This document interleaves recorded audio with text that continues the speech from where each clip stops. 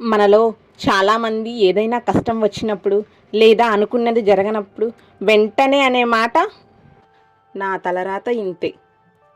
విధిని నిందించడం చాలా తేలిక, కానీ ఆ విధిని మార్చుకోవడం సాధ్యమేనా?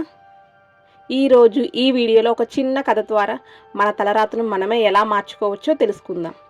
ఈ వీడియో చివరి వరకు చూడండి, ఎందుకంటే ఇది మీ ఆలోచన విధానాన్ని పూర్తిగా మార్చేయవచ్చు. Hi, welcome to inner peace Telugu. ఒకానొక ఊరిలో ఒక శిల్పి ఉండేవాడు. అతను చాలా గొప్ప శిల్పాలు చెక్కేవాడు, కానీ పేదరికం అతన్ని వదలలేదు. ఒకరోజు ఒక సాధువు ఆ దారిలో వెళ్తూ ఆ శిల్పి చేయి చూసి ఇలా అన్నాడు: నాయనా, నీ జాతకం ప్రకారం నీకు అసలు రాజయోగమే లేదు. నీ తలరాతలో కేవలం కష్టాలే రాసి ఉన్నాయి.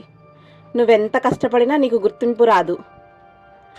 ఆ మాట విన్న తర్వాత శిల్పి చాలా కుంగిపోయాడు. దేవుడు నా తలరాతలో సుఖాన్ని రాయినప్పుడు నేనెంత ప్రయత్నించినా ఆ లాభమేముంది అని పని చేయడమే మానేశాడు. కొన్ని రోజులు గడిచాక ఆకలి పెరిగింది. అప్పుడు అతనికి ఒక ఆలోచన వచ్చింది. నా తలరాతను దేవుడు రాసి ఉండొచ్చు, కానీ నా చేతులు నా ఆధీనంలోనే ఉన్నాయి కదా. శిల్పి మళ్ళీ ఉలి సుత్తి పట్టుకున్నాడు. ఈసారి అతను కేవలం బొమ్మలు చెక్కడం లేదు, తన భవిష్యత్తునే చెక్కబోతున్నాడు. ప్రతిరోజు రాత్రింబవళ్ళు కష్టపడ్డాడు. ఒక అద్భుతమైన బుద్ధుని విగ్రహాన్ని చెక్కాడు. ఆ విగ్రహం ఎంతో జీవకళతో ఉంది. ఒకానొక సమయంలో ఆ దేశపు రాజుగారు ఆ దారిలో వెళ్తూ దాన్ని చూసి ఆశ్చర్యపోయారు. రాజుగారు ఆ శిల్పిని పిలిచి, ఇంతటి అద్భుత కళాఖండాన్ని నేనెప్పుడూ చూడలేదు. నీకు కావాల్సినంత ధనం ఇస్తాను, నువ్వు మా ఆస్థాన శిల్పిగా రావాలి అని కోరారు. ఆ క్షణంలో ఆ శిల్పికి ఒక విషయం అర్థమైంది. తలరాత అంటే ఆకాశం నుండి ఊడిపడేది కాదు.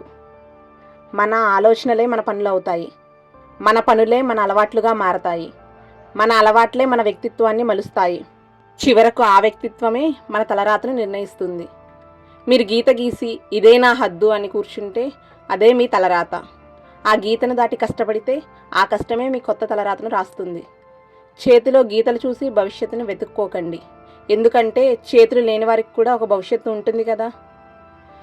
కాబట్టి మిత్రులారా, పరిస్థితులకు తలవంచకండి. మీ సంకల్పం బలంగా ఉంటే విధి కూడా మీ ముందు మోకరిల్లుతుంది.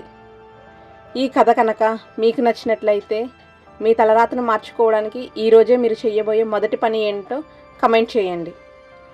ఇలాంటి మరిన్ని స్ఫూర్తిదాయకమైన వీడియోల కోసం మన ఇన్నర్ పీస్ తెలుగు ఛానల్ని సబ్స్క్రైబ్ చేసుకోండి.